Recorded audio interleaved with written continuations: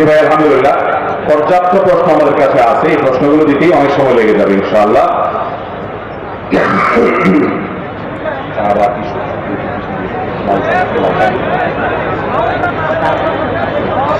ভাই, প্রথম প্রশ্ন, যুবকদের আল্লাহর ওলি হওয়ার আমল বা সুন্নাত আমলগুলো যদি বলতেন। যুবকরা আজকাল ওয়াজ মাহফিলের সবচেয়ে বেশি অংশের শ্রোতা আলহামদুলিল্লাহ। সারা বাংলাদেশের প্রতিটি অঞ্চলে প্রতিটি জায়গায় ওয়াজ মাহফিলগুলোতে যুবকদের সরব উপস্থিতি আমাদেরকে উৎসাহিত করে, অনুপ্রাণিত করে, আশান্বিত করে। ইনশাআল্লাহ আমাদের আগামীর বাংলাদেশ সৎ, যোগ্য, নিষ্ঠাবান, আল্লাহ ভীরু, ভালো মানুষের বাংলাদেশ হবে ইনশাআল্লাহ। যুবক মানুষরা যদি আল্লাহর ওলি হতে চান, আল্লাহর প্রিয় পাত্র হতে চান, কি করবেন? খুবই সহজ। যুবকদের জন্য আল্লাহ রাব্বুল আলামিনের পক্ষ থেকে যে ফরজ বিধানগুলো আছে, এই ফরজ বিধানগুলো যদি শুধু আপনি মানেন, ৫ ওয়াক্ত ফরজ নামাজটা যদি আপনি ঠিক মতো আদায় করেন, এর পাশাপাশি আপনার জীবনে গুরুত্বপূর্ণ একটা বিষয় হলো নিজের চরিত্রকে হেফাজত করা। তরুণরা যদি নিজেদের চরিত্রকে হেফাজত করতে পারে ৫ ওয়াক্ত ফরজ নামাজ পড়ার পাশাপাশি, তাহলে আল্লাহর ওলি হওয়ার, আল্লাহর প্রিয় পাত্র হওয়ার, আল্লাহর খাঁটি বান্দা হওয়ার, ইবাদতগুজার বান্দা হওয়ার পথে শতকরা ৭০ থেকে ৮০% তারা অগ্রসর হয়ে গেল ইনশাআল্লাহ। এই যুগে যুবকদের জন্য আল্লাহর প্রিয় পাত্র বা ওলি হওয়ার জন্য সবচেয়ে বড় বিষয় হলো ৫ ওয়াক্ত ফরজ নামাজের পর নিজের চরিত্রের মধ্যে যেন কোনো কালিমা না লাগে, সেক্সুয়াল কোনো অপরাধ যেন না হয়, কোনো হারাম রিলেশন যেন না হয়, কোনো অবৈধ সম্পর্ক যেন না হয়। এই চেষ্টা করে যদি কোনো যুবক টিকে থাকতে পারে, ওই যুবক আল্লাহ তাআলার জীবন্ত ওলি এবং নেককার মানুষ ইনশাআল্লাহ। ভাইরা আমার, যারা বয়স্ক হয়ে গেছেন তাদের জীবনে তাহাজ্জুদ, নফল আমল, দান সাদকা, ব্যক্তিগত অনেক আমল করে তারা যেই জায়গায় যেতে পারবেন। যুবকরা শুধুমাত্র ফরজ কাজ করার পর যদি কোনো নফল আমল করার সুযোগ নাও পান, আর তার চরিত্রকে যদি তিনি হেফাজত করতে পারেন, তার চরিত্রে কোনো কালিমা দেখতে না দেন, বিবাহ বহির্ভূত কোনো সম্পর্ক যদি তিনি না করেন, তাহলে এই যুগে এই যুবক হলো জীবন্ত আল্লাহর ওলি ইনশাআল্লাহ। অতএব এই বিষয়টি আমাদের খেয়াল করতে হবে। আরেকটি বিষয় খেয়াল করতে হবে, খুব ইম্পর্টেন্ট, সেটা হলো যৌবন এবং তারুণ্যের ঠিক পরবর্তী যে ভাবটা আসছে তা হলো আমাদের কর্মজীবন। এই কর্মজীবনে একজন মুসলমান যদি সৎ থাকতে পারেন এবং হালাল উপার্জন করতে পারেন, দুনিয়ার মোহ যদি তাকে অন্ধ করে না দেয়, হালাল হারাম বাছ বিচার করে তিনি যদি অর্থ উপার্জন করেন, এই লোক আল্লাহ তাআলার জীবন্ত ওলি ইনশাআল্লাহ। তাহলে ৫ ওয়াক্ত ফরজ নামাজ পড়া, হারাম বিষয়গুলো থেকে বিশেষভাবে বেঁচে থাকা, অবৈধ রিলেশন, বিবাহ বহির্ভূত সম্পর্ক থেকে নিজেকে পরিচ্ছন্ন রাখা, নজরের হেফাজত করা, সেই সাথে হালাল উপার্জন থাকা, এটা হলো এই সমাজে আজকের পৃথিবীতে আল্লাহর নেককার বান্দা হওয়া, আল্লাহর প্রিয় বান্দা হওয়া এবং আল্লাহর ওলি হওয়ার জন্য সবচেয়ে বড় মাধ্যম। অতএব এই কয়েকটা কাজ করলে ইনশাআল্লাহ বিদিল্লাহ চলবে। বহু মানুষ দেখবেন নামাজ পড়তে পড়তে কপালে দাগ লেগে গেছে, প্রতি বছর হজ বা উমরা করেন, অনেক কোরআন হাদিস জানেন, শুনেন, পড়েন, মানুষকে বলেন, কিন্তু টাকার লোভ এত বেশি, হালাল আর হারাম বাছ বিচার করেন না। টাকা পাইলেই শুধু ধরেন, টাকার মোহে, সম্পদের মোহে তিনি মোহাবিষ্ট হয়ে গেছেন। এই মানুষ কখনো আল্লাহর প্রিয় পাত্র হওয়া সম্ভব নয়। এই দুনিয়ার মোহে যদি আপনি অন্ধ হয়ে যান, হালাল আর হারাম নীতি এবং দুর্নীতি, এই দুটি যদি আপনি বাছ বিচার না করতে পারেন, তাহলে আপনার যত দাড়ি থাকুক, যত টুপি থাকুক, যত নামাজ কালাম পড়েন, কোনটি দিয়ে আপনি আল্লাহর প্রিয় পাত্র হতে পারবেন? এটা হলো এই যুগের সবচেয়ে বড় চ্যালেঞ্জের বিষয়, সবচেয়ে বড় চ্যালেঞ্জের বিষয়। এত বড় চ্যালেঞ্জ যে আজ সমাজে আপনি সব করেন, আপনি দাড়ি রাখেন, টুপি রাখেন, আপনি নামাজ পড়েন, আপনার মা বাবা, আত্মীয় স্বজন তেমন কোনো আপত্তি করবে না। কিন্তু যদি আপনি হালাল হারাম বাছ বিচার করতে গিয়ে একটা ভালো চাকরির অফারকে ডিনাই করেন, একটা ভালো ব্যবসা আপনি করেন না, সেখানে 2 নম্বরই করা লাগে সেজন্য, তখন দেখবেন আপনার মা বাবাও আপনার উপরে খুশি না, আপনার স্ত্রী আপনার উপরে খুশি না, বন্ধু বান্ধবও খুশি না, হয়তো সন্তানরাও খুশি না, কেউ খুশি না। সবাই চায় আপনি টাকার মেশিন হয়ে যান, টাকা নিয়ে আসেন। কিন্তু আপনি যদি আল্লাহর প্রিয় পাত্র হতে চান, আপনার আখিরাতটা আল্লাহর সামনে স্থির থাকুক, নিশ্চিতভাবে আপনার জন্য জমা থাকুক, এটা যদি চান, এই যুগে হক হালালে চলা, হালাল উপার্জন করার কোন বিকল্প আমল আর আমি অন্তত দেখি না। আল্লাহর জীবন্ত বুজুর্গ যারা দোয়া করলে আল্লাহ ফেরত দেন না, তারা কারা জানেন? তাদের মূল বৈশিষ্ট্য হলো তারা হালাল উপার্জন করে। একজন সাহাবী ছিলেন, তিনি যে কোনো দোয়া করলে দোয়া কবুল হয়ে যেত। লোকেরা গিয়ে বলল যে আপনি কি এমন আমল করেন যে আপনার দোয়া আল্লাহ ফেরত দেন না, যা দোয়া করেন কবুল হয়ে যায়? তিনি বলেছেন, আপনি মাত্র আমাকা তাকুল মুস্তাজাবাত দাওয়া, তুমি তোমার উপার্জন হালাল করো, তোমার জীবনে কোনো হারাম উপার্জন যেন না ঢুকে সেজন্য তুমি সংকল্প করো, সিরিয়াস হও, প্রতিটি টাকাকে হিসেব করে করে পকেটে ঢুকাও। যদি এরকম চলতে পারো তোমার দোয়া আল্লাহ তাআলা ফেরত দিবেন। অতএব ভাইরা আমার, আমাদের সমাজে আজকাল একটা ট্রেন্ড চলছে, সেটা কি? পয়সা আগে কামাই করে নাও। বিশেষ করে যুবকদের জন্য এটা অনেক বেশি চ্যালেঞ্জের বিষয় হয়ে গেছে। পয়সা আসলে পয়সা ধরে নাও, পয়সা হয়ে গেলে এক সময় তুমি হাজি সাহেব হয়ে যাবা, গাজী সাহেব হয়ে যাবা, দানবী সাহেব হয়ে যাবা, হুজুররাও তোমাকে দেখবা অনেক আদর কদর করতেছে, মাশাআল্লাহ মারহাবা দিচ্ছে, কারণ তোমার পয়সা আছে। ঠিক না ঠিক? এই অসততার টেন্ডেন্সি আমাদের সমাজকে দুর্নীতিগ্রস্ত করে রেখেছে, অসৎ করে রেখেছে। আমরা যদি একটা সৎ, একটা দুর্নীতিমুক্ত সমাজ এবং প্রিয় স্বদেশ করতে চাই, তাহলে হালাল হারাম বাদ বিচার করার মানসিকতা যে কোরআন দিয়েছে সেটা লালন করতে হবে। আর এর মাধ্যমে আপনি আল্লাহর প্রিয় বান্দা হতে পারবেন ইনশাআল্লাহ। এরপরে প্রশ্ন হলো, মাঝে মাঝে এমন লোকের সাথে দাঁড়িয়ে নামাজ আদায় করতে হয় যাদের শরীর থেকে বিড়ি সিগারেটের গন্ধে দমবন্ধ হয়ে আসে, এসব লোকদেরকে যদি একটু নসিহত করেন। দেখো, অনেক লোক এরকম আছেন যে তারা ধূমপান করে থাকেন। যারা ধূমপান করেন তাদের প্রতি শ্রদ্ধা সম্মান রেখেই বলছি, আল্লাহর এই জমিনে যে কয়েকটা বস্তুর দুর্গন্ধটা ভয়ঙ্কর, উৎকট, রীতিমতো নাড়িভুড়ি বের হয়ে আসার মতো অবস্থা, কোন কোন ক্ষেত্রে অনেক ময়লা আবর্জনার চাইতেও মারাত্মক দুর্গন্ধযুক্ত, সেরকম একটি বিষয় হলো এই ধূমপান, যেটা আমাদের স্বাস্থ্যকে ধ্বংস করে, যেটা আমাদের পরিবেশকে ধ্বংস করে, যেটা আমাদের অর্থকে অপচয় করে, যেটা আমাদেরকে ধ্বংসের দিকে নিয়ে যায়, যেটা আমাদের আমলকে বরবাদ করে দেয়। একজন ইমানদার তিনি কখনো ধূমপান করবেন না, এটা তার জন্য জায়েজ নাই। তারপর যদি কোনো মানুষ ধূমপানে অভ্যস্ত থাকেন, তিনি কি নামাজ পড়বেন না? অবশ্যই তাকে নামাজ পড়তে হবে, কিন্তু ধূমপান করার পর মসজিদে যাওয়ার আগে তিনি তার দায়িত্ব হবে মুখটাকে ভালো করে পরিষ্কার করা, মেসওয়াক করা, ব্রাশ করা, বিভিন্ন ভাবে কুলি করে মুখের দুর্গন্ধ দূর করা। যদি কারো এই বিড়ি সিগারেট পান করার ফলে, ধূমপান করার ফলে এটার কারণে যদি তার মুখে দুর্গন্ধ হয়, আশপাশে মুসল্লিরা যদি থাকেন তারা যদি কষ্ট পায়, তো শুধু তারাই কষ্ট পাবেন না, আল্লাহর ফেরেশতারাও কষ্ট পায়। কারণ হাদিসে আসছে, তাতাআদ্দাল মালায়েকাতু বিমা ইয়াতাআদ্দা বিহি বানু আদম, মানুষের যেই কারণে কষ্ট হয়, ফেরেশতাদেরও সেই কারণে কি হয়? কষ্ট হয়। অতএব দুর্গন্ধের কারণে মানুষের যেরকম কষ্ট হয়, ফেরেশতাদের কষ্ট হয়। যে ব্যক্তি দুর্গন্ধ নিয়ে মসজিদে যায়, তার জন্য ফেরেশতারা আবার দোয়া করে যে তুমি দুর্গন্ধযুক্ত জিনিস নিয়ে মসজিদে এসেছ, মুখের দুর্গন্ধ, গায়ের দুর্গন্ধ, এটার কারণে আমাদের কষ্ট হচ্ছে, তার জন্য বদদোয়া করে, অভিশাপ করে স্বয়ং ফেরেশতারা আল্লাহ। এই জন্য নবী করিম সাল্লাল্লাহু আলাইহি সাল্লাম কাঁচা পেঁয়াজ খেয়ে মসজিদে যেতে নিষেধ করেছেন, কারণ পেঁয়াজের একটা দুর্গন্ধ মুখে চলে আসে। যদি রান্না করা পেঁয়াজ খায় ভিন্ন কথা, আর যদি কাঁচা পেঁয়াজ খাওয়ার পর মুখ পরিষ্কার করে দুর্গন্ধ দূর করে তারপরে যায়, সেটাও জায়েজ আছে, কিন্তু দুর্গন্ধ নিয়ে মসজিদে যাওয়ার ব্যাপারে নবী করিম সাল্লাল্লাহু আলাইহি সাল্লাম নিষেধ করেছেন। আমাদের দেশে আরেকটা সমস্যা দেখা যায়, তা হলো বেশিরভাগ মসজিদগুলোতে এখনো হয়তো শীতাতপ নিয়ন্ত্রিত না, অতটা মানুষ সবাই যে একেবারে শীতাতপ নিয়ন্ত্রিত পরিবেশে কাজ করে থাকতে পারে এমন না। এর ফলে হয় কি, অনেকের গায়ে দুর্গন্ধ হয়, ঘামের গন্ধ। এই ঘামের গন্ধ নিয়ে অনেকে মসজিদে চলে যান। আপনি যদি মসজিদে ঘামের গন্ধ নিয়ে যান, তাহলে সেক্ষেত্রে আপনার দুর্গন্ধের কারণে যদি মানুষ কষ্ট পায়, আপনার গুনাহ হবে। আপনাকে মসজিদে যেতেই হবে, কিন্তু ঘামের গন্ধ যাতে অন্যদের কষ্টের কারণ না হয়, এই জন্য সাথে কোনো আতর রাখবেন, কোনো সুগন্ধি জাতীয় কিছু রাখবেন, যাতে করে এটা ব্যবহার করে আপনি মসজিদে প্রবেশ করতে পারেন, পকেট থেকে বের করে, অন্য কারোর যাতে কষ্টের কারণ না হয়। ইসলাম আমাদেরকে এমন একটা জীবন ব্যবস্থা দিয়েছে ভাই, কারোর কষ্টের কারণ হলে আপনি আর যে হোক খাঁটি মুসলমান হওয়ার কোনো সুযোগ নাই। যে মানুষের জন্য বেশি উপকার করে সে আল্লাহর সবচেয়ে প্রিয়। অনেক বেশি নফল নামাজ পড়লেন, নফল দান করলেন, নফল রোজা রাখলেন, আল্লাহর প্রিয় হবেন না, এই কথা হাদিসে বলা হয়নি। আল্লাহর প্রিয় পাত্র কারা?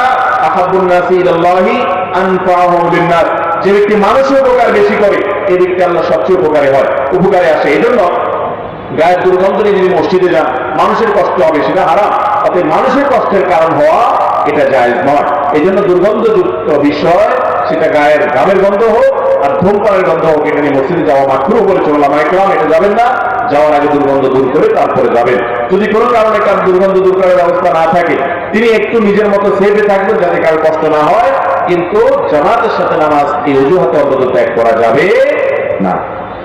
এরপর প্রশ্ন হলো গোসল, ফরজ গোসল করার সঠিক নিয়ম জানাবে। ফরজ গোসল করার নিয়ম আমাদের অনেকের জানা নেই, খুবই সিম্পল এবং খুবই সহজ। ফরজ গোসল করার নিয়ম হলো আপনার গায়ে অথবা পোশাকে যদি কোনো নাপাক থাকে, ফরজ গোসলের আগে প্রথম কাজ হলো সেই নাপাকগুলো ধুয়ে ফেলাবে। ফর এক্সাম্পল, আপনার হাঁটুতে, আপনার রানে, আপনার পায়ে বা শরীরের কোনো জায়গায় নাপাক লেগেছে, পানি দিয়ে সেটা আগে ধুয়ে ফেলেন।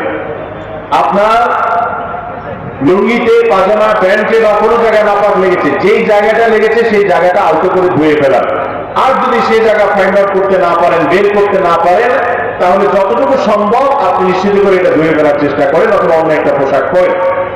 এরপর গোসল শুরু করার একবারে প্রথম কাজ হলো অজু করার সময় আমরা যেভাবে অজু করি হুবহু অজু দিয়ে গোসল করতে হবে। অজু দিয়ে গোসল শুরু করতে হবে। 2 হাতের কবজি ধরবেন, কুলি করবেন, নাকে পানি দিবেন, মাথা মাসা করবেন।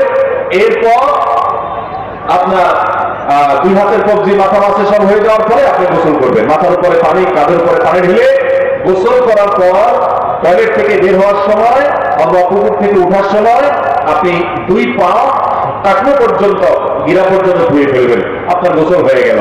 যদি কেউ এইভাবে গোসল করেন তার ফরজ গোসল হয়ে যাবে। তবে ওই যে ফরজ গোসলের জন্য কুলিটা ভালো করে করতে হবে, গড়গড়া করে নাকে পানি দিতে হবে যাতে করে নাকের এই নরম অংশ পর্যন্ত পানি পৌঁছে যায়। বাস এই কাজগুলো যদি করেন আপনার গোসল, ফরজ গোসল হয়ে যাবে। আবার বলছি, শরীরে বা কাপড়ে আগে নাপাক থাকলে সেটাকে ধুয়ে ফেলতে হবে। এরপরে কাজ হবে অজু করা। অজু করে সবকিছু অজু করবেন, শুধুমাত্র পা ধোয়াটা বাকি রাখবেন। পা ধোয়াটা বাকি রেখে এবার গায়ে পানি দিবেন, সেটা শাওয়ার ছেড়ে হোক অথবা মগ দিয়ে কেটে হোক অথবা পুকুরে ডুব দিয়ে হোক, আপনি গোসল করে পুরো শরীর ডলে গোসল করা শেষ। বের হওয়ার সময় 2 পায়ের গোড়ালি সহ ধুয়ে চলে আসবেন। গোসল এবং অজু একসাথে হয়ে গেল, আলাদা করে অজু করার প্রয়োজন নাই। আর গোসল করতে গিয়ে যদি আবার অজু ছুটে যায়, বায়ু এসে যায়, পেশাব এসে যায়, তাহলে আবার অজু করতে হবে। কিন্তু যেগুলোর কোনোটা না আসে, তাহলে গোসলের সাথে বাই ডিফল্ট কি হয়ে যায়, অজু হয়ে যায়। আমার দেশে অনেকে দেখবেন গোসল শেষ উনি আবার নতুন করে অজু করতেছেন, এটা অপ্রয়োজনীয় কাজ, কোনো দরকার নেই। তাহলে এইভাবে গোসল করলে ফরজ গোসল হবে। ফরজ গোসলের ক্ষেত্রে গুরুত্বপূর্ণ বিষয় হলো মাথা থেকে পাওয়া পর্যন্ত শরীরের কোনো জায়গা শুকনা থাকতে পারবে না। এই শুকনা থাকলে গোসল ফরজ আদায় হবে না। অনেকে আছেন যে চুল হয়তো খুব ঘন, সেগুলোকে ভালো করে ধুইতে হবে যাতে প্রতিটা চুলের গোড়ায় পানি পৌঁছায় এবং নখের চিপায় যেন পানি পৌঁছায়, শরীরের কোনো জায়গায় যেন শুকনা না থাকে, এই চেষ্টাটা করতে হবে, তাহলে গোসলের ফরজ আদায় হয়ে যাবে। এরপর প্রশ্ন হলো, আল্লাহ কোন বান্দাদেরকে বেশি ভালোবাসেন? ভাইরা আমার, কোরআনে কারিমে আল্লাহ রাব্বুল আলামিন তার বিশেষ কিছু বৈশিষ্ট্যের, বিশেষ কিছু গুণের মানুষকে ভালোবাসেন বলে জানিয়েছেন। কারা কারা? আমাদের মধ্যে কার ভিতরে এই বৈশিষ্ট্যগুলো বেশি আছে আমরা মিলিয়ে দিতে পারি। যেমন কোরআনে কারিমে কোথাও আল্লাহ বলেছেন যে আল্লাহ রাব্বুল আলামিন মুত্তাকীদেরকে ভালোবাসেন, কোথাও আল্লাহ তাআলা বলেছেন তিনি মুহসিনদেরকে ভালোবাসেন। মুহসিন মানে শুধু ভালো কাজ করার চেষ্টা করে, সৎকর্মশীল মানুষ, খুঁটে খুঁটে ভালো কাজ করতে আছে সেগুলো করে, নেক আমল করে। এরপরে আল্লাহ তাআলা সাবির, ইন্নাল্লাহা ইউহিব্বুস সাবিরিন, আল্লাহ তাআলা ইউহিব্বুস সাবিরিন, ধৈর্যশীলদেরকে পছন্দ করেন। আল্লাহ পছন্দের তালিকায় রয়েছেন তাওবাকারীরা, যারা পাপ হওয়ার পর তওবা করে সঠিক পথে ফিরে আসে, আল্লাহর কাছে মাপ চায়, তাওয়াবিন। ইন্নাল্লাহা ইউহিব্বুত তাওয়াবিন, আল্লাহ তাআলা নিশ্চয়ই ভালোবাসেন তওবাকারীদেরকে। ওয়া ইউহিব্বুল মুতাতাহহিরিন, এবং যারা পবিত্রতা অর্জন করতে পছন্দ করে, অপরিচ্ছন্ন থাকে না, নাপাক থাকে না, এই মানুষগুলোকে আল্লাহ কি করেন? পছন্দ করেন। আল্লাহ তাআলা আমাদের সবাইকে আল্লাহ তাআলার পছন্দনীয় মানুষের, আল্লাহর পছন্দনীয় বান্দাদের কাতারে শামিল হওয়ার তৌফিক দান করুন। এরপর প্রশ্ন হলো, মা বোন স্ত্রী রমজানে আমাদেরকে বিভিন্ন প্রকার রান্না বান্না করে খাওয়ান, এতে করে ওনারা কম ইবাদতের সুযোগ পান, এই জন্য কি আমাদের জবাবদিহি করতে হবে? খুব সুন্দর একটা প্রশ্ন ভাই। রমজান মাস এটা হলো খাবারের মাস, খাওয়ার মাস, ঠিক না? রমজান মাসে এত পরিমাণ খানা আমরা খাই যে বছরের অন্য কোনো মাসে এত খানার সুযোগ আমাদের হয় না। এত বেশি খাই আমরা যে প্রতি বছর রমজানের আগে বাজার নিয়ন্ত্রণ করার দায়িত্বে যারা থাকেন তাদের হিমশিম খেতে হয়। কারণ এত খানা আমরা খাই যে জিনিসপত্রের দাম বেড়ে যায়, ক্রাইসিস সৃষ্টি হয়ে যায়। আমি একটা কথা বলি, রমজানের আগে আমাদের যে অবস্থা থাকে তা হলো ছোলা, চিনি, বেগুন, বেসন এগুলো স্টক করার জন্য আমরা সবাই পাগল করা হয়ে যায়। মনে হচ্ছে যে মাসটা আসছে এটা খাদ্য উৎসবের মাস, এই জন্য সবাই বাড়িতে খাদ্য কিনতে কিনতে স্টক করতে করতে বাজারে ক্রাইসিস সৃষ্টি করে বেড়ায়। ঠিক না ঠিক? ভাইরা আমার, যেখানে রমজান মাসে দিনের বেলা রোজার কারণে আপনি খেতেই পারতেছেন না, 14 ঘন্টা থেকে 16 ঘন্টা 17 ঘন্টা আপনি রোজা রাখছেন, আবার রাতের বেলা ঘুমিয়ে থাকলে কয় ঘন্টা ঘুমাচ্ছেন? 6 থেকে 7 ঘন্টা কমপক্ষে ঘুমাচ্ছেন। তাহলে 16-17 ঘন্টা যদি রোজা যায় আর 7 ঘন্টা যদি আপনি ঘুমান, তাহলে কয় ঘন্টা হয়? অলমোস্ট 22-23 ঘন্টা হয়ে যায়। আবার তারাবিতে 1 ঘন্টা চলে যায়, তাহলে কত যায়? প্রায় 24 ঘন্টা চলে যায়। আর খাওয়ার চান্স কতক্ষণ আপনি? 24 ঘন্টা থেকে যদি 22 ঘন্টা চলে যায়, 23 ঘন্টা চলে যায়, আর থাকে কয় ঘন্টা? 2 ঘন্টা বা 3 ঘন্টা টাইম থাকে। রমজান মাসে কিন্তু খাবারের টাইম 2 থেকে 3 ঘন্টা বেশি থাকে না। এই 3 ঘন্টায় আমরা যেই পরিমাণ খাই, রমজানের বাইরে 24 ঘন্টায় পরিমাণ খাই। ইফতারি মধ্যবিত্তের একটা পরিবারে সাধারণত যে পরিমাণ আইটেম ইফতারে থাকে, ইফতার মানেটা কি ভাই? ইফতার মানে নাস্তা। ইফতার মানে কি? ইফতার আরবি শব্দ, এটা বাংলা অর্থ কি? নাস্তা। আমরা সারাদিন উপবাস থাকি, সেজন্য সন্ধ্যার সময় ইফতার করি। অন্য সময় যখন রোজা রাখি না রমজানের বাইরে, তখন সারা রাত আমরা উপবাস থাকি, ওই যে রাত্রে খেয়ে শুয়ে যাই, 8-10 ঘন্টা 9 ঘন্টা 7 ঘন্টা 6 ঘন্টা আমরা উপবাস থাকি, এরপর সকাল 7টা-8টা বাজে আমরা নাস্তা করি। তো অন্য সময় সকালে যে নাস্তাটা করতাম, রমজান মাসে এটা সন্ধ্যায় করি। একটা মধ্যবিত্তের পরিবারে নাস্তায় সাধারণত কয়টা আইটেম থাকে? 3 থেকে 4টে আইটেম থাকে। রুটি থাকে, ভাজি থাকে, ডিম পোস্ট থাকে, একটা চা থাকে বড় জোর, বা 4-5টা পদ নাস্তা থাকে। কিন্তু সেই পরিবারটাতেই ইফতারের আইটেমে কমপক্ষে 10 থেকে 15টা পদ থাকে। এখানে ঠিক। আবার এই খাবার গ্রহণ করার জন্য একটা জাল হাদিস বানাই নিছি আমরা, সেটা হলো রমজানে খানার কোনো হিসাব নেই। শুনছেন এই হাদিস আপনারা? এটা একটা জাল হাদিস, কোন হাদিসে কোথাও এই কথা নেই। রমজানে খানার হিসাব আল্লাহ আরো বেশি করে দিল। কারণ যে মাসে ইবাদত বন্দিগি করার কথা, যে মাসে আল্লাহ তাআলা দিনের বেলা খানাই বন্ধ করে দিয়েছে, ওই মাসে আপনি আরো ডবল করে খাইলেন, তাহলে আল্লাহর কাছে আর হিসাব দেহি করা লাগতে পারে কি পারে না? অতএব রমজান মাসে আমরা এই যে খাবারের পিছনে পড়ে যাই, প্রশ্ন খুব যৌক্তিক প্রশ্ন। আপনি খাবারের পিছনে পড়ে যান, এজন্য মা বোনরা ইবাদত বন্দি করতে পারে না। বেচারীরা ওই দুপুর 2টা-3টা থেকে শুরু হয়ে যায় আপনার ইফতারের প্রস্তুতি। ইফতারের প্রস্তুতির পর ইফতার বানাইতে বানাইতে বানাইতে বেচারীরা কাহিল হয়ে যায়, এত আইটেম করে ফেলেছে। এরপর আপনি অফিস থেকে এসে, কর্মস্থল থেকে এসে বাসায় আপনি নামাজের আগে কোন রকম 2-4-5 পদ দিয়ে খায়া যায়, নামাজটা পড়েন, নামাজ পড়ে এসে দ্বিতীয় ইনিংস ঘোষণা করেন, আইসা সেকেন্ড ইনিংসে খেলা শুরু করেন। আসলে নেই, প্রথম ইনিংসে ইফতারিতে 2-4 পদ খায়া এরপরে যায় আপনি বিরতি দেন। বিরতি দিয়ে মাগরিবের নামাজ পড়ে হাঁটে আসলেন, গেলেন, আর একটু ফুটা হইলো, বাড়িতে এসে জামা কাপড় খুলে এরপরে আপনি সুন্দর করে আবার সেকেন্ড ইনিংসে বসেন, বসে খাইতে থাকেন। খাইতে খাইতে খাইতে খাইতে এশার আযান দেওয়ার অবস্থা হয়ে যায়। আবার কোন রকম এশার নামাজটা পড়তে যান, এশার নামাজটা পড়া শেষ হতে না হতে আইসা আবার বলেন যে হ্যাঁ, শেষের একেবারে লাস্ট ইনিংসে কি আছে। ঠিক না ঠিক? তাহলে মা বোনরা বেচারে ইবাদতটা কখন করবে? খুব যৌক্তিক প্রশ্ন। তারা ইফতারের আগ পর্যন্ত আপনার ইফতারি বানাচ্ছে, আপনি চলে গেছেন মাগরিবের নামাজ পড়তে, বেচারীরা গোছাতে গোছাতে শেষ। আমার উপরে এসে আপনি আবার হালিম চাইবেন, আপনি আবার এটা চাইবেন, আপনি আবার সেটা চাইবেন, বেচারীরা সেটা প্রস্তুত করতেছে। এরপরে খাইয়া ফিরে চলে গেলেন সবগুলো ওইভাবে, বেচারীরা সেগুলো পরিষ্কার নিয়ে লেগে গেল।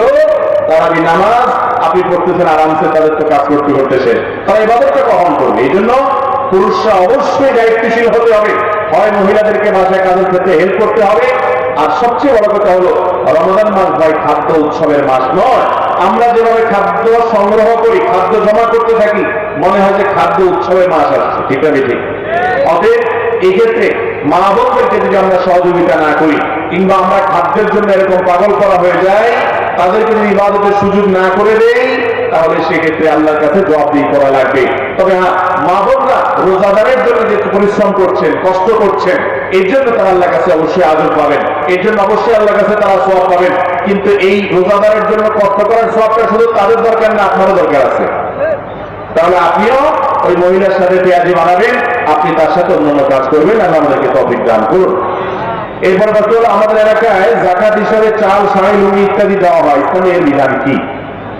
দেখুন, যাকাত হিসাবে শাড়ি লুঙ্গি যদি দেওয়া হয়, এটার উপমাটা কিরকম আমি বলি। এটার উপমাটা হলো, ধরুন আপনার কাছে আমি 200টা টাকা পাবো, আপনি আমাকে বাজারে রেখে বলছেন ভাই এদিকে আসেন, ডেকে নিয়ে একটা ফল দোকানের কাছে দাঁড়ায় ফল দোকানকে বললেন, ভাই একটা যে আপেল দেন, 200 টাকা দাম যেটা।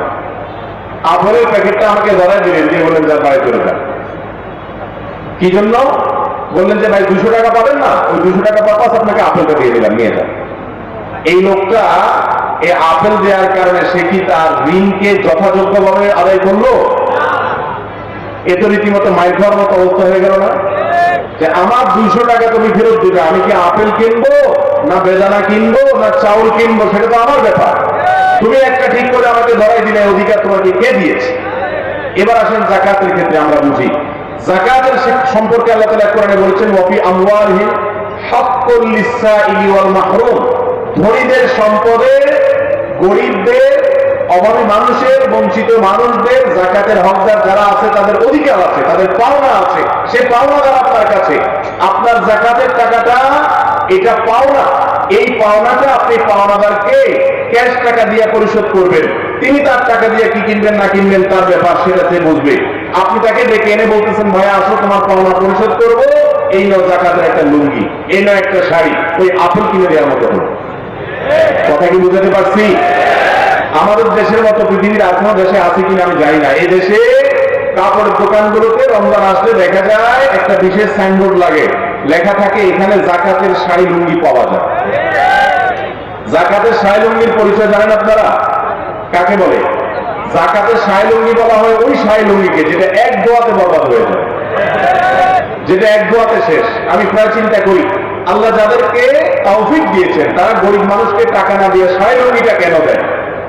পরে আমার কাছে মনে হলো এর অনেক উদ্দেশ্য থাকতে পারে, আল্লাহু আলাম। একটা উদ্দেশ্য এটাও হওয়ার সম্ভাবনা আছে যে শাড়ি লুঙ্গিটা সাইনবোর্ডের কাজ করে, টাকা তো আর সাইনবোর্ডের কাজ করে না। গ্রামাঞ্চলে যখন শাড়ি লুঙ্গি দিবেন, আপনার লুঙ্গি পরে পথ করে হাঁটবে বাজারে, রাস্তাঘাটে কে দিছে, অমুকে দিছে, এটা সাইনবোর্ডের কাজ করে। মনে রাখবেন আল্লাহ তাআলা কোরআনে কারীমে বলেছেন, লান তানালুল বিররা হাত্তা তুনফিকু মিম্মা তুহিব্বুন। 4 নম্বর পারার প্রথম আয়াতে আল্লাহ বলেছেন, তোমার সবচেয়ে পছন্দের জিনিসটা যদি আল্লাহর রাস্তায় দান না করো, তাহলে তুমি কখনো আল্লাহর প্রিয় পাত্র হতে পারবে। অতএব আপনি গরিব মানুষকে যদি কাপড় চোপড় দেওয়াটা প্রয়োজন মনে করেন, হতে পারে কোন গরিবকে টাকা দিলে সে নষ্ট করে ফেলবে, হতে পারে তাকে আপনি যাকাতের টাকা না দিয়ে তার জন্য উপকারী কোনো কিছু করে দিলেন। ফর এক্সাম্পল, লোকটা সেলাই কাজ করে, তার সেলাই মেশিন দরকার, ক্যাশ টাকা দিলে নষ্ট করে ফেলবে, অপচয় করে ফেলবে, বোকা শোকা কিসিমে, তাহলে আপনি তার প্রয়োজন অনুযায়ী তাকে একটা সেলাই মেশিন কিনে দিলেন যাকাতের টাকা দিয়ে, এটা জায়েজ আছে। কিন্তু তার কি দরকার না দরকার জিজ্ঞেস করা করি নাই, লুঙ্গি কতগুলো কিনে নিয়ে দাঁড়ায় বললেন সিরিয়াল ধরো, এসে নিয়ে যাও, এটা কখনো জায়েজ না, সঠিক কোনো কাজ না। যাকাত আদায়ের এটা কোনো পদ্ধতি হতে পারে।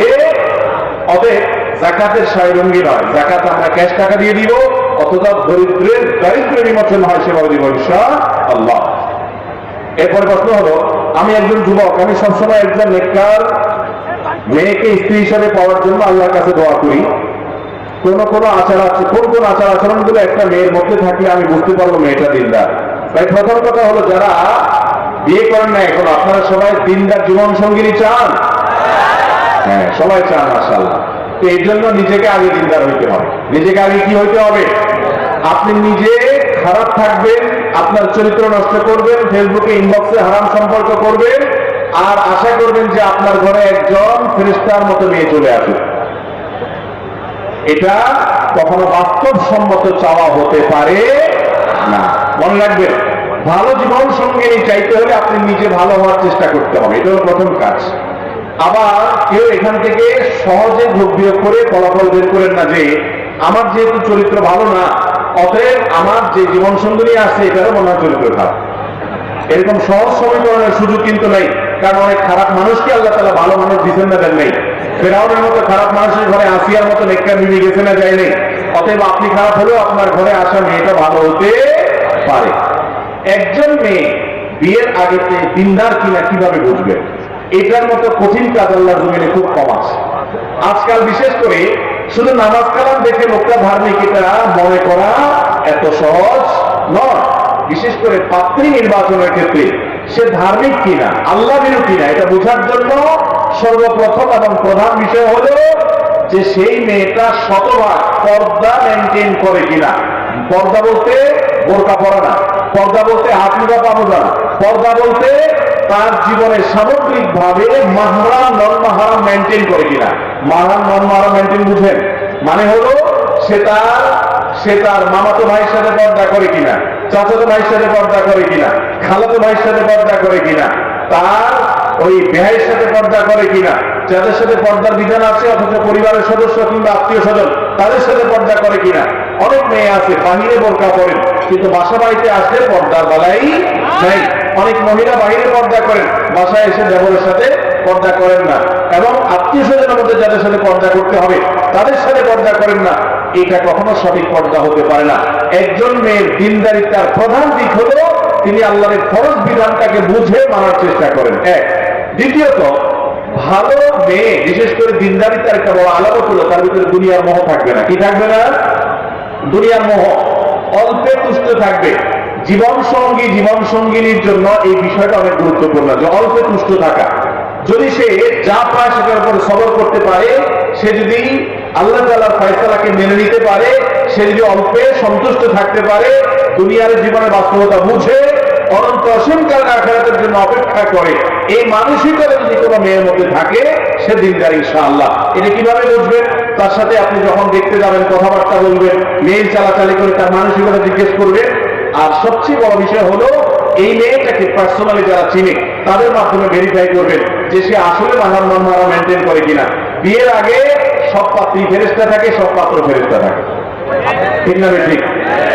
যখন বিয়ে করতে যান শ্বশুর বাড়িতে নতুন, তখন একবারে আপাদমস্তক দুষ্ট, আপাদমস্তক খারাপ যুবকটাও সেখানে গিয়ে একবারে ইনোসেন্ট বয়স হয়ে যায়, ঠিক না? ঠিক। বিয়ের মজলিসে প্রত্যেকটা খারাপ মানুষ তার জীবনে বিয়ের মজলিসে যখন বসে তখন এত নম্র, এত ভদ্র, এত চুপচাপ, এত সে ভালো মানুষ হয়ে থাকে। শ্বশুরকে দেখলে সালাম, সবাইকে দেখলে সালাম, মনে হয় যে তার মতো ভালো মানুষ তার দ্বিতীয়টা নাই। অতএব বিয়ের ওই মুহূর্তের ভালো মানসিকতার কোন মূল্য, এটা দেখতে হবে ব্যক্তিগত জীবনে ওই মেয়েটা কতটা ধার্মিক, কতটা ইবাদতগুজার, কতটা আল্লাহর ভয় পালন করে লালন করে। অনেক মেয়েরা আছে নামাজ কালাম পড়ে কিন্তু চাহিদা অনেক, ঠিক একই কথা ছেলেদের মধ্যে প্রযোজ্য। অতএব সে কখনো দিনদার বা জীবন সঙ্গী হিসাবে পারফেক্ট হতে পারে। এই জন্য এই বিষয়গুলোকে খেয়াল করবেন। এবং সর্বোপরি কোরআন এবং সুন্নাহর কাছে সারেন্ডার করার মতো মানসিকতা আছে কিনা। কোরআনে আছে, সুন্নাতে আছে, আল্লাহ তাআলার নির্দেশে আছে, রাসূলের হাদিসে আছে, আর কোনো কিছু বুঝাবুঝি নেই, আমি নিজেকে সারেন্ডার করে দিলাম, এ হলো মুত্তাকি, এ হলো পরেজগার, এ হলো দিনদার। এরকম জীবন সঙ্গী যদি পাওয়া যায় তো মনে রাখবেন এটা হলো আল্লাহর জমিনে সবচেয়ে বড় অ্যাসেট, সবচেয়ে বড় সম্পদ, সবচেয়ে মূল্যবান এবং দামি বিষয় হলো এটা। নবী করিম সাল্লাল্লাহু আলাইহি ওয়াসাল্লাম বলেছেন, আদ-দুনিয়া কুল্লুহা মাতা, এই দুনিয়াতে সবকিছুই এমন করে আল্লাহ সৃষ্টি করেছেন যে এটার উপকারিতা আমরা ভোগ করি, উপভোগ করি, এনজয় করি। ওয়া খায়রু মাতা'আদ দুনিয়া আল মারআতুস সালিহা, যদি কারোর ঘরে একজন ধার্মিক, আল্লাহ ভীরু, আল্লাহকে চিনে এরকম একজন দিনদার মেয়ে আসে, তার জীবনে যে সৌভাগ্য হবে, সে যে সম্পদের মালিক হবে, এই রকম সৌভাগ্য আর কারো জীবনে হতে পারে না।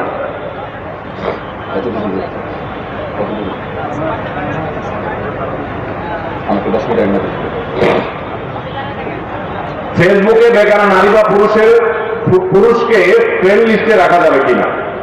দেখো, বেগানা নারী বা বেগানা পুরুষকে ফ্রেন্ড লিস্টে রাখার ব্যাপারটিকে অ্যাভয়েড করাটাই হলো তাকওয়ার দাবি। কারণ ফ্রেন্ড লিস্টে থাকার ফলে একে অন্যের সঙ্গে প্রয়োজন ছাড়াও চ্যাটিং করার সুযোগ তৈরি হবে। প্রথম হয়তো জিজ্ঞেস করবে যে আপা বাড়ি কোথা, এরপর হয়তো জিজ্ঞেস করবেন কি খাইছেন, এরপর আস্তে আস্তে নিচের দিকে নামবেন। আল্লাহ রাব্বুল আলামিন এমন ভাবে সৃষ্টি করেছেন নারী পুরুষকে, একে অন্যের কাছে যখন আসবে, যাদের সাথে বিবাহ বন্ধনে আবদ্ধ হওয়া হালাল, অর্থাৎ যারা আপনার গায়রে মাহরাম, অর্থাৎ যারা পরপুরুষ এবং পরনারী, এরকম মানুষদের যত সংস্রবে আসবেন, যত সান্নিধ্যে আসবেন, নিজেকে আপনি নিয়ন্ত্রণ করতে পারবেন না। টুডে অর টুমরো, আজ হোক আর কাল, আপনি আস্তে আস্তে আপনার মনকে খারাপ দিকে নিয়ে যেতে বাধ্য। এটা আল্লাহ তো সৃষ্টি করেছেন এভাবে। আর এই জন্য আল্লাহ বলেছেন, ওয়ালা তাকরাবুজ জিনা, তোমরা জিনার কাছেও যেও না। কারণ জিনা এমন একটা অপরাধ যেটার কাছে গেলে এরপরে ওটা তো পতিত হয়ে যায়, নিজেকে নিয়ন্ত্রণ করতে পারে। এই জন্য ফেসবুকে ছেলেরা ছেলেদেরকে, মেয়েরা মেয়েদেরকে ফ্রেন্ড লিস্টে রাখবেন। এবং যদি কোনো আপনার পরিচিত মেয়েরা থাকে, আপনার বোন, আপনার স্ত্রী, তাহলে যথাসম্ভব তাদের প্রাইভেসি যেন ঠিক থাকে সেদিকটা খেয়াল রাখবেন। তাদের প্রোফাইল পিকচারে এখনো পর্যন্ত ফেসবুক ম্যান্ডেটরি করে নাই যে তার অরিজিনাল ছবি দিতে হবে, যে কোনো কিছু দিয়ে রাখা যায়। অতএব তার ছবি যেন আমাকে প্রদর্শন করে বেড়ায় সেজন্য না করে, এগুলো খেয়াল করতে হবে। এক কথা, ফিতনা থেকে দূরে থাকতে হবে। ভাই যেই জায়গায় ভয় আছে সেই জায়গায় আপনি হাত দিবেন না। এক জায়গায় কারেন্টের হাই ভোল্টেজের লাইন আছে, এই মুহূর্তে বিদ্যুৎ নাই, ওই জায়গায় আপনি হাত দিবেন কেন? দিবেন না। বিদ্যুৎ তো নাই, এখন সমস্যা তো নাই, হাত এজন্য দিবেন না যে এত হাই ভোল্টেজের লাইন, বিদ্যুৎ নাই, ঠিক আছে, যেই কোনো মুহূর্তে চলে আসলে আমার তো অবস্থা খারাপ হয়ে যাবে, পয়লা হয়ে যাবো আমি। ঠিক একই ভাবে কোনো মেয়ের সাথে আপনার পরিচয় হলো, আপনি বলবেন যে হুজুর আপনারা এত খারাপ চিন্তা করেন কেন? দেখলেই কি মানুষ খারাপ চিন্তা করে নাকি? না ভাই, দেখলে খারাপ চিন্তা হয় না। তো প্রথমে বিদ্যুৎ থাকে না, একটা সময় বিদ্যুৎ আসে, এই বাস্তবতা অস্বীকার করা যাবে না। যদি বলেন যে না আমার বিদ্যুৎ কখনো আসবে না, তাহলে আপনি হয় মিথ্যুক আর নাহলে অসুস্থ। আমি কি বুঝতে পারছি? যারা সভ্য সাজেন, যারা ভদ্র সাজেন, তারা নিজের সঙ্গে মিলিয়ে নেন। ভাইরা আমার, আমি প্রায় সময় এই কথা বলি, ইসলাম যে আমাদের মা বোনদেরকে পর্দার বিধান দিয়েছে, এটা তাদেরকে খাটো করার জন্য দেয় নাই, তাদের সেফটির জন্য দিয়েছে। তাদেরকে নিয়ে যাতে বাজে চিন্তা করতে না পারে, অশ্লীল চিন্তা করতে না পারে, এই জন্য তাদেরকে আল্লাহ তাআলা পর্দার বিধান দিয়েছেন। আমরা বাহিরে যখন বের হই, আমাদের সাথে আমাদের স্ত্রী, আমাদের মা বোন, আমাদের পরিবারের মেয়েরা যদি পর্দা ছাড়া খোলামেলা পোশাকে বের হয়, গোটা রাস্তাঘাটের যত মানুষ তাদের দিকে দৃষ্টিপাত করে, স্বাভাবিকভাবে যত মানুষ তাদেরকে দেখে, সবাই তাদেরকে নিয়ে কি চিন্তা করে? আপনি বলবেন সবাইকে খারাপ চিন্তা করে, দেখলেই কি খারাপ চিন্তা আসে? হ্যাঁ, অবশ্যই দেখলে খারাপ চিন্তা আসে না, কিন্তু 1000 মানুষ যদি দেখে, এর মধ্যে অন্তত কয়েকশো মানুষ তাকে মনে মনে ধর্ষণ করবে। এই বাস্তবতাকে অস্বীকার করতে পারে মিথ্যাবাদী অথবা অসুস্থ মানুষ। কোন সুস্থ এবং সত্যবাদী মানুষ এই বাস্তবতাকে অস্বীকার করতে। আপনি পরনারী যদি দেখেন খোলামেলা পোশাকে, পর্দাহীন ভাবে যদি আপনি দেখেন, আপনি মনে মনে কি চিন্তা করেন? আপনার বোন, আপনার মা, তারা যদি পর্দাহীন ভাবে খোলামেলা ভাবে বাহিরে বের হয়, শরীয়তের বিধান লঙ্ঘন করে, তাদেরকে মানুষ একই চিন্তা করে, আপনারটা আপনি ভাবেন। অতএব আমাদেরকে পর্দার বিধানটাকে অস্বীকার করার কোন সুযোগ নাই, এই বিধানটাকে আমাদের মেনে চলতে হবে। আল্লাহ আমাদেরকে বোঝার তৌফিক দান করুন। এরপরে পথে ফেসবুকে মেয়েদেরকে বন্ধু হিসাবে যুক্ত করবেন না যারা আপনার গায়ের মাহরাম, যারা পরনারী, কারণ এর মাধ্যমে ফিতনার দুয়ার উন্মুক্ত হয়। কত সংসার ভেঙে খান খান হয়ে গেছে শুধু ফেসবুকে। ছেলে পুরুষ লোকটা অন্য মেয়েদের সাথে বদমাইশির সম্পর্ক করেছে, মহিলা সে পরকীয়া লিপ্ত হয়ে গেছে, আছে না নাই? অতএব ভাইরা আমার, এই সোশ্যাল মিডিয়াকে যদি আপনি নিয়ন্ত্রণ করতে না পারেন, আপনাকে যদি ফেসবুকে ইউজ করে তো আপনি শেষ। আপনি ফেসবুককে ইউজ করতে হবে, অর্থাৎ ভালোটা নিবেন, খারাপটা নিবেন না। আপনার বন্ধু তালিকায় গায়ের মাহরাম পুরুষ মহিলা থাকে, অথবা বৃদ্ধা মানুষ, অথবা তার সাথে আপনার স্বার্থ সংশ্লিষ্ট কোনো বিষয় আছে, ধরুন আপনার অফিসের কলিগ, তার সাথে হয়তো আপনার ব্যক্তিগত অফিসে অনেক জিনিস আদান প্রদান করতে হয়, সেগুলো ফিতনামুক্ত ভাবে যেন করা যায়, সেটি নিশ্চিত করে তারপরে আপনি আপনার লিস্টে তাকে যুক্ত করবেন। এরপর প্রশ্ন হলো, আমার কথা বা কোনো কাজে ভুল পেলেই বন্ধুরা বা অন্যরা আমার দায় নিয়ে কটু কথা বলে, যা কষ্ট লেগে যায়, আপনার মতামত কি? ভাইরা আমার, আমাদের সমাজে কিছু মানুষ দায় রেখে ফেললে মনে করে লোকটা ফেরেশতা হয়ে যেতে হবে। এই জন্য অনেক মানুষ দায় রেখে যদি উল্টাপাল্টা কিছু করেন, ভুলভাল কিছু করেন, তখন তার দায় নিয়ে খোটা দেয় এবং দায় নিয়ে এমন ভাবে কথা বলে লোকটা মনে হয় যে দায় রেখে অন্যায় করেছে। ঠিক না? ঠিক। একজন মানুষ দায় রাখার পর একটা 2 নম্বরই কাজ করেছে, কথার কথা।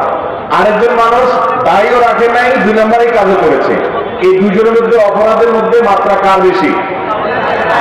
যে দায়ও রাখলো না সে তো একটা ওয়াজিব তরক করলো, আবার একটা গুনার কাজ করলো। যে বেচারা দায় রেখে একটা আগাম করছে, সে অন্তত দায় রাখার কাজটা করছে, আরেকটা আগাম করে একটা গুনাহ না করছে, আরেকটা তো সে করলো না। ঠিক না? ঠিক। আমাদের দেশে অনেক সময় দেখা যায় কেউ দায় রাখলে বলে, ভাই দায় রাখতো, দায় ইজ্জত রক্ষা করতে পারবা, দায় ইজ্জত রক্ষা করতে না পারলে দায় রাখা ঠিক না। এই ফতোয়া শুনছেন আপনারা? এই ফতোয়া ভুল ফতোয়া, এটা কোনো সঠিক ফতোয়া না। দায়ের ইজ্জত না রাখতে পারলে যদি দায়ী রাখা না যায়, তাহলে ইসলামের ইজ্জত না রাখতে পারলে মুসলমানও থাকা যায় না। আমরা কি ইসলামের ইজ্জত পুরোপুরি সবাই রাখতে পারি? তাহলে আমরা ইসলাম কি ছেড়ে দেবো? তাহলে একইভাবে দায়ী ইজ্জত বলতে কোনো কথা নাই। একজন মুসলমান দায়ী থাকুক আর না থাকুক, তিনি সব ক্ষেত্রে সৎ, ভালো, নেককার এবং আল্লাহ নির্দেশের পথে চলার চেষ্টা করতে হবে। দায় রাখো অথবা না রাখো, এর সাথে দায়ের কোনো সম্পর্ক। মনে রাখবেন, আপনি যে দায় রাখতে না পারেন এর কারণে আপনার ইমান যাবে না, আপনি মুসলমান থাকবেন। কিন্তু কেউ দায় রেখেছে, তাকে যদি তাচ্ছিল্য করেন, বিশেষ করে যুবকদের বলছি, অনেক তরুণরা আছে, নিজের কোনো বন্ধু হয়তো দায় রেখেছেন, নামাজ পড়া ধরেছেন, তাকে নিয়ে আপনি ঠাট্টা করছেন, বিদ্রুপ করছেন। ইমান ভঙ্গের কারণ আছে অনেকগুলো। অনেক ওলামা ইকরাম বলেছেন 10টি কারণ আছে ইমান ভঙ্গের। এই কারণগুলোর কোনটি পাওয়া গেলে আপনি ইসলাম থেকে খারিজ হয়ে যাবেন, সাথে সাথে বেঈমান হয়ে যাবেন। এর মধ্যে একটা হলো ইসলামের কোন একটা সাধারণ বিষয় নিয়ে যদি আপনি তাচ্ছিল্য করেন, বিদ্রুপ করেন, ব্যঙ্গ করেন, হাসাহাসি করেন, তাহলে কিন্তু ইমান নষ্ট হয়ে যাবে। অতএব দায় রাখার এই নির্দেশ নবী করিম সাল্লাল্লাহু আলাইহি ওয়াসাল্লামের, সমস্ত নবী রাসূলদের সুন্নাত।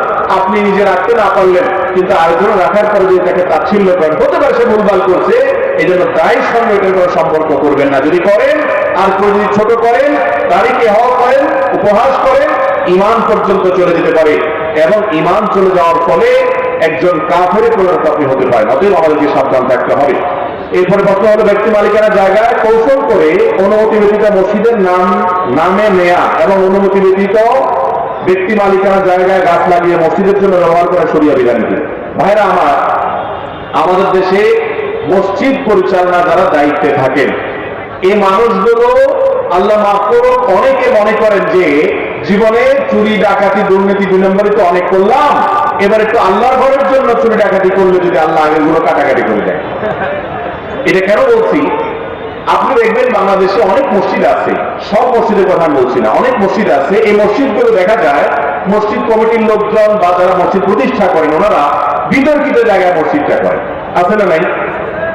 জায়গা দখল করে মসজিদ করেন, এমন ভাবে সিন ক্রিয়েট করেন যার জায়গা সেই বেচারা দিতে বাধ্য হয়, এরকম পরিবেশ করে মসজিদ করার প্রবণতা আছে না নাই? এবং রাস্তার ধারে মসজিদ, ঢাকা শহরে কয়টা মসজিদ এরকম আছে আমার সন্দেহ, যে মসজিদ সাইডে রাস্তার জায়গা পুরোপুরি ছেড়ে দিয়েছে। আপনি মসজিদের সিঁড়ি রাস্তার উপরে নিয়ে গেলেন, 2 হাত 3 হাত 3 ফুট 4 ফিট জায়গা আপনি নষ্ট করলেন। আল্লাহর ঘরকে আপনি আসামির কাঠ গড়ায় দাঁড় করালেন। আপনি সরকারি রাস্তা দখল করলেন, রাস্তা মানুষের চলাচলে বিঘ্ন সৃষ্টি হলো। বাড়িঘর করতে গিয়ে মানুষ দুর্নীতি করে, স্মোক করে, কাজ করে, বিভিন্ন ভাবে তার গাড়ি উঠানোর জন্য সে রাস্তার জায়গা দখল করে, অন্যায় করে, সেটা তো হারাম। কিন্তু আল্লাহর ঘরের জন্য যদি এই কাজটা করে তাহলে সেটা হালাল হবে? সেটার কারণে শাস্তি আরো বেশি হতে পারে, কারণ আল্লাহর ঘরকে আপনি কি করলেন? আসামির কাজ করায় দাও করেন। আমাদের অনেক ভাইরা আছেন এই কাজগুলো করেন, যারা মসজিদ পরিচালনা করছেন।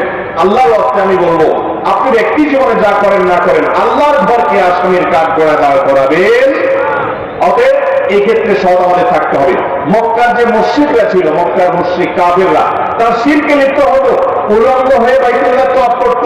তাদের মধ্যে অনেক খারাপ জিনিস ছিল, কিন্তু একটা ভালো গুণ ছিল, সেটা কি? হালাল সম্পদের মূল্য তারা দিতে জানতো। এজন্য মক্কা যারা গেছেন জানেন, কালো গিলাপে ঘোরা কাবা ঘরের এক পাশে বুক পরিমাণ একটা ওয়াল আছে, ঘেরাও দেওয়া, রাউন্ড দেওয়া, হাতিমে কাবা বলা হয়। যারা গেছেন দেখছেন না? এই জায়গাটা কেন এরকম জানেন? অনেকে হয়তো জানেন। এই জায়গাটা বলতো ওই কালো গিলাপে ঘেরা কাবা ঘরের ভেতরের অংশ ছিল। ইব্রাহিম আলাইহিস সালাম যে কাবা বানাইছেন সেখানে এটা সহ ছিল, এই পুরো অংশটা ছিল। এই কাবাকে যখন আমাদের নবী সাল্লাল্লাহু আলাইহি ওয়াসাল্লামের দাদা আব্দুল মুত্তালিব ওনার নেতৃত্বে পুনর্নির্মাণ করলেন, নবী সাল্লাল্লাহু আলাইহি ওয়াসাল্লাম ছোট ছিলেন তখন, ওই সময়টাতে তিনি ঘোষণা দিলেন, তার লোকেরা ঘোষণা দিলেন যে আমরা কোনো হারাম টাকা আল্লাহর ঘরে নেব না, আর হালাল টাকা সমাজে সবসময় কম থাকে। এই জন্য টাকার অভাবে এই অংশটাকে মসজিদের ভিতরে ঢুকেতে পারেন নাই, আজও পর্যন্ত সেটাকে বাহিরে রেখে দেওয়া হয়েছে, যাতে করে আমরা শিক্ষা গ্রহণ করতে পারি। আর আজকাল কি অবস্থা? মসজিদ বলেন আর মাদ্রাসা বলেন আর ওয়াজ মাহফিল বলেন, আমরা হুজুররাই আপনাদেরকে বামপট্টি দিয়া বুঝায় ফজিলত ফজিলত বলে, হালাল হোক আর হারাম হোক, পয়সা চাই, পয়সা চাই, ঠিক না বেঠিক? তো মসজিদ যারা পরিচালনা করবেন তারা সততার স্বাক্ষর রাখবেন, তারা অন্যের জায়গায় কৌশল করে দখল করবেন না, করলে সেটা জায়েজ হবে না।